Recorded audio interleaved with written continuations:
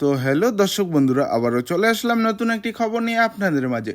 আজকের খবরের প্রথমে থাকবে শিরোনাম, তারপর থাকবে খবরের বিস্তারিত। খবরের শিরোনামে যাওয়ার আগে যারা আমার চ্যানেলটি এখনও সাবস্ক্রাইব করেনি তারা চ্যানেলটি অবশ্যই সাবস্ক্রাইব করে দিবেন।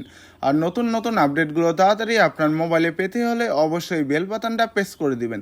তো চলো বেশি দেরি না করে যাওয়া যাক খবরে। শিরোনামের শুরুতেই নারায়ণগঞ্জে আওয়ামী লীগ বিএনপির সংযোগ, আহত হলো 8 জন। শিরোনাম, খুলনায় ইউপি সদস্যকে কুপিয়ে খুন। শিরোনামে, পঞ্চগড়ে মামলা দুর্নীতি অভিযোগে ইউপি চেয়ারম্যানের মানববন্ধন। শিরোনামে, 30 দিন পর শহীদ আফনানের লাশ উত্তোলন ও স্বজনদের আহাজারি।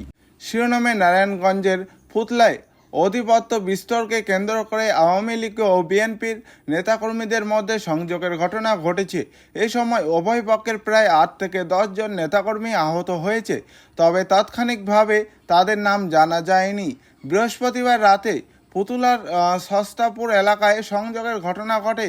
এ সময় এলাকা জুড়ে আতঙ্ক ছড়িয়ে পড়ে। স্থানীয়রা জানান, রাতে হঠাৎ করে দুই পক্ষের লোকজনের মধ্যে সংযোগ শুরু হয়। পরে শোনা যায় আওয়ামী লীগ ও বিএনপির নেতাকর্মীদের মধ্যে সংযোগ চলছে। তাদের সংযোগে এলাকার মধ্যে আতঙ্ক ছড়িয়ে পড়ে। পরে খবর পেয়ে পুলিশ আসলে পরিস্থিতি শান্ত হয়। এই সংযোগে প্রায় 8 থেকে 10 জন নেতাকর্মী আহত হয়েছে, তবে তাদের নাম জানা যায়নি। ফতুল্লা থানা বিএনপি যুগ্ম সাধারণ সম্পাদক শাহিন বলেন, ফুতলা থানা আওয়ামী লীগের সদস্য ও আওয়ামী লীগ নেতা মজিবুরের বাড়িতে নারী নির্যাতন বিষয়ে একটি সালিশে বসেছিলাম। তখন অতর্কিতভাবে মজিবুর, তার ভাই শাহজাহান জুয়েল, তাদের ভাতিজা জেলা ছাত্রলীগের সাবেক সভাপতি হিমেল সহ আতঙ্ক 20 থেকে 30 জন আমাকে আটকে মারধর করতে থাকে। তিনি আরও বলেন, তখন এলাকারবাসীর সহযোগিতা চাইলে তারা আমাকে উদ্ধার করে। এরপর থানায় ফোন করলে পুলিশ আসে। তখন পুলিশ দেখে তারা পালিয়ে যায়। তবে ফতুল্লা থানা আওয়ামী লীগের সদস্য মজিবুর রহমান বলেন, বিএনপি নেতা শাহিন দলবল নিয়ে ডাকাতির উদ্দেশ্যে আমার বাড়িতে হামলা চালায়, বাড়িঘর ব্যাপক ভাঙচুর ও লুটপাট চালায়। তখন মসজিদের মাইক দিয়ে মাইকিং করলে এলাকাবাসীরা এগিয়ে আসলে তারা পালিয়ে যায়।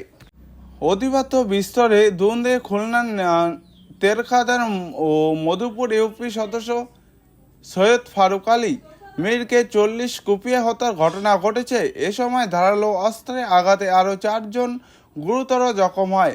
আহতদের খুলনা মেডিকেল কলেজ হাসপাতালে ভর্তি করা হয়েছে।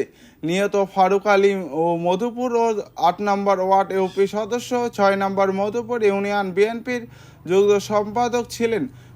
বৃহস্পতিবার সন্ধ্যায় খুলনায় তেরখাদা ও দিঘলিয়া উপজেলার সীমাবর্তী কলাবাজার এলাকায় এ ঘটনা ঘটে।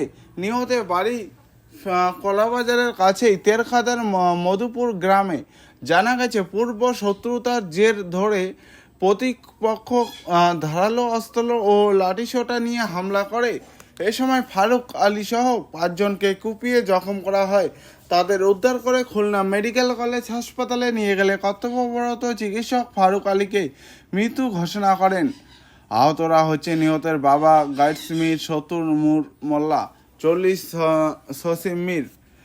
দীর্ঘলিয়া থানায় ভারপ্রাপ্ত কর্মকর্তা ওসি বাবুল আক্তার জানান, অধিপত্য বিস্তরে হুন্দে এ ঘটনা ঘটেছে। কয়েকদিন আগে এই গ্রামে হামলা ও ভাঙচুরের ঘটনা ঘটে। হামলায় জড়িতদের গ্রেপ্তার ও অভিযান চলছে। পঞ্চগড়ের তেঁতুলিয়া উপজেলা বাংলাবান্ধা ইউনিয়ন পরিষদের চেয়ারম্যান ও আওয়ামী লীগ নেতা কুদরত খুদ মিলনের বিরুদ্ধে জমি দখল, হামলা ও দুর্নীতির অভিযোগ উঠেছে। মঙ্গলবার দুপুরে এই অভিযোগ মানববন্ধন ও বিক্ষোভ মিছিল অনুষ্ঠিত হয়েছে। বৃহস্পতিবার দুপুরে পঞ্চগড় শহরে শেরে বাংলা কেন্দ্রীয় শহীদ মিনারের সামনে এই মানববন্ধন করেছে ভুক্তভোগীরা। মানববন্ধনে ভুক্তভোগীর অভিযোগ করে বলেন, বাংলাবান্ধা ইউনিয়ন পরিষদের চেয়ারম্যান কুদরত খুদা মিলন ইউনিয়নের ক্রাসের রাজত্ব কায়েম করেছেন, অন্যান্যভাবে মানুষের জমি দখল করেছেন, চাকুরি দেওয়া প্রবলন দেখিয়ে টাকা আত্মসাৎ করেছেন চেয়ারম্যান। এমন দুর্নীতি চরম আকার ধারণ করেছে বলে অভিযোগ করেন তারা। অবিলম্বে তার বিরুদ্ধে প্রয়োজনীয় পদক্ষেপ নিয়ে দৃষ্টান্তমূলক শাস্তি দাবি করেন বক্তারা।